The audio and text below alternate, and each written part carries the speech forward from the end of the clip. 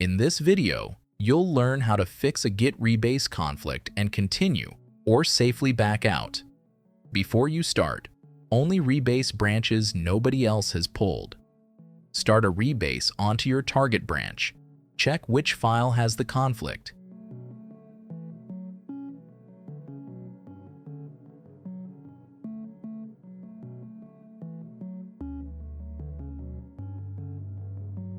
Stage the fixed file, then continue the rebase.